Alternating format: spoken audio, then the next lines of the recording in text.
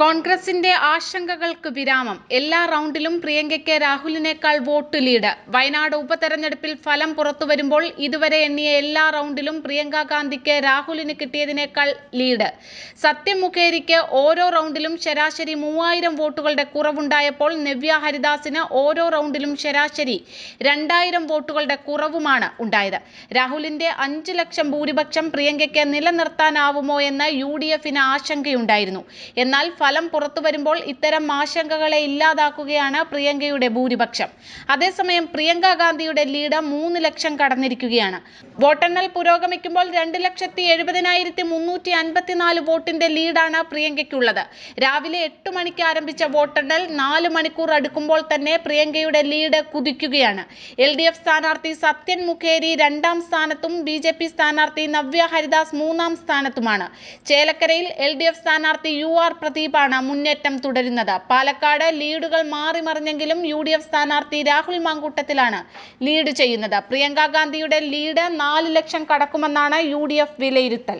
പാലക്കാട്ടെ വാലിബൻ BJP കോട്ടകൾ പൊളിച്ചടുക്കി രാഹുൽ മാങ്കൂട്ടത്തിൽ. സരിനെ നിഷ്പ്രഭനാക്കി തകർപ്പൻ ജയത്തിലേക്കെത്തിയിരിക്കുകയാണ് രാഹുൽ. പാലക്കാട് വാശിയേറിയ തിരഞ്ഞെടുപ്പിൽ ആദ്യഘട്ടത്തിൽ ഇഞ്ചോടിഞ്ചായിരുന്നു പോരാട്ടമെങ്കിൽ വോട്ടെണ്ണൽ 4 മണിക്കൂർ പിന്നിടുമ്പോൾ രാഹുൽ മാങ്കൂട്ടത്തിൽ വമ്പൻ ലീഡ് നേടി കുതിക്കുന്നു. ഏറ്റവും ഒടുവിൽ ലഭിക്കുന്ന വിവരമനുസരിച്ച് 12,800 വോട്ടുകൾക്കാണ് രാഹുൽ മുന്നേറുന്നത്. പോസ്റ്റൽ വോട്ടുകളിലും ആദ്യ മണിക്കൂറുകളിലും മുന്നിലായിരുന്ന BJP സ്ഥാനാർത്ഥി C കൃഷ്ണകുമാറിനെ 6ാം റൗണ്ട് മുതലാണ് രാഹുൽ പിന്നിലാക്കിയത്. BJP കോട്ടകൾ പൊളിച്ചടുക്കിയാണ് രാഹുലിന്റെ കുതിപ്പ്. പാലക്കാട് BJP സ്വാധീന നഗരമേഖല വോട്ടെണ്ണുമ്പോൾ BJP മുന്നിലായിരുന്നു. എന്നാൽ കഴിഞ്ഞ തവണത്തേക്കാൾ നഗരസഭയിൽ ഇത്തവണ BJPക്ക് വോട്ടുകൾ കുറഞ്ഞിട്ടുണ്ട്. കോൺഗ്രസിലേക്കാണ് BJP വോട്ടുകൾ ചോർന്നത്. ഇതിനൊപ്പം തന്നെ കോൺഗ്രസ് പാളയം വിട്ട് ഇടത് സ്ഥാനാർത്ഥിയായ P സരിനെയും രാഹുൽ നിഷ്പ്രഭനാക്കി. വമ്പൻ വിജയം രാഹുൽ ഉറപ്പാക്കിയതോടെ പാലക്കാട്ട് UDF പ്രവർത്തകർ ആഘോഷം തുടങ്ങിയിരിക്കുകയാണ്. പിരിയാരി പഞ്ചായത്തിൽ വോട്ടെണ്ണിയപ്പോഴാണ് രാഹുലിന്റെ ലീഡ് കുത്തനെ ഉയർന്നത്. ഇവിടെ മാത്രം 6,775 വോട്ട് നേടിയ രാഹുൽ കൃഷ്ണകുമാറിനേക്കാൾ 4,124 വോട്ടുകളും മുൻതൂക്കവും പിരിയാരിൽ നേടി. 9ാം റൗണ്ട് വോട്ടെണ്ണൽ പൂർത്തിയായപ്പോൾ 10,291 വോട്ട് ലീഡാണ് രാഹുലിനുള്ളത്. ചേലക്കര കുപ്രചരണങ്ങളുടെ സ്ഥാനം ചവറ്റുകുട്ടയിൽ എന്ന് പ്രഖ്യാപിച്ച മന്ത്രി PA മുഹമ്മദ് റിയാസ്. ചേലക്കര ഉപതെരഞ്ഞെടുപ്പിൽ LDF സ്ഥാനാർത്ഥി UR പ്രദീപ് വിജയമുറപ്പിച്ചതോടെയാണ് മന്ത്രിയുടെ പ്രതികരണം. ചേലക്കര കുപ്രചരണങ്ങളുടെ സ്ഥാനം ചവറ്റുകുട്ടയിൽ എന്ന് പ്രഖ്യാപിച്ച് LDF സർക്കാരിനെ പിന്തുണച്ച വോട്ടർമാർക്ക് അഭിവാദ്യങ്ങൾ എന്നാണ് മന്ത്രി PA മുഹമ്മദ് റിയാസ് പറയുന്നത്. ചേലക്കര ഉപതെരഞ്ഞെടുപ്പിൽ LDF സ്ഥാനാർത്ഥി UR പ്രദീപ് ജയം ഉറപ്പിച്ചു കഴിഞ്ഞു. ഇടത് കോട്ടയെന്നറിയപ്പെടുന്ന ചേലക്കരയിൽ വോട്ടെണ്ണൽ ആരംഭിച്ചതു മുതൽ വ്യക്തമായി ഭൂരിപക്ഷം നിലനിർത്തിയ UR പ്രദീപ് ഒരു ഘട്ടത്തിലും പിന്നോട്ടു പോയില്ല. ഓരോ ഘട്ടത്തിലും വ്യക്തമായ മുൻതൂക്കത്തോടെ ലീഡ് ഉയർത്തുകയും ചെയ്തു. ചേലക്കര പഞ്ചായത്തിലടക്കം ലീഡ് നേടാനായി.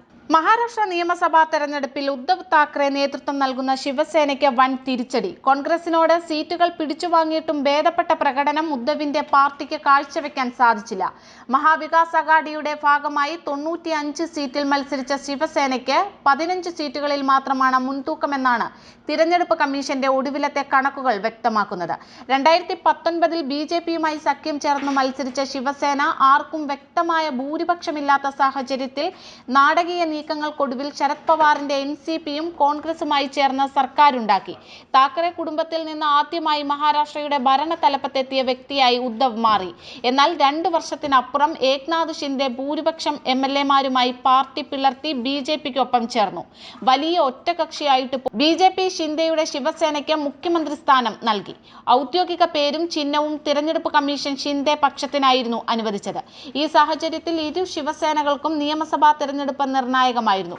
ലോക്സഭാ തെരഞ്ഞെടുപ്പിൽ ജനം തങ്ങൾക്കൊപ്പം നിന്നതിന്റെ ആത്മവിശ്വാസത്തിലായിരുന്നു മഹാവികാസ് അഘാഡി. ഇത് അമിത ആത്മവിശ്വാസത്തിലേക്ക് എത്തിയപ്പോൾ കൂടുതൽ സീറ്റിനായി പാർട്ടികൾ തമ്മിൽ പോരടിച്ചു. മുഖ്യമന്ത്രി സ്ഥാനത്തിന് വേണ്ടി ഉദ്ധവ് പക്ഷവും കോൺഗ്രസും ഒരുപോലെ രംഗത്ത് വന്നു. നാണം കെട്ട പരാജയത്തിലേക്ക് ഉദ്ധവ് പക്ഷം പോകുന്നു എന്നതിനപ്പുറം ഷിൻഡെ ശിവസേന വലിയ മുന്നേറ്റം നടത്തുന്നത് ഉദ്ധവിന്റെയും മകൻ ആദിത്യ താക്കറെയുടെയും രാഷ്ട്രീയ ഭാവി അനിശ്ചിതത്വത്തിലാക്കുന്നുമുണ്ട്. മഹായുതിയുടെ ഭാഗമായി 81 സീറ്റിലാണ് ഷിൻഡെ ശിവസേന മത്സരിച്ചത്.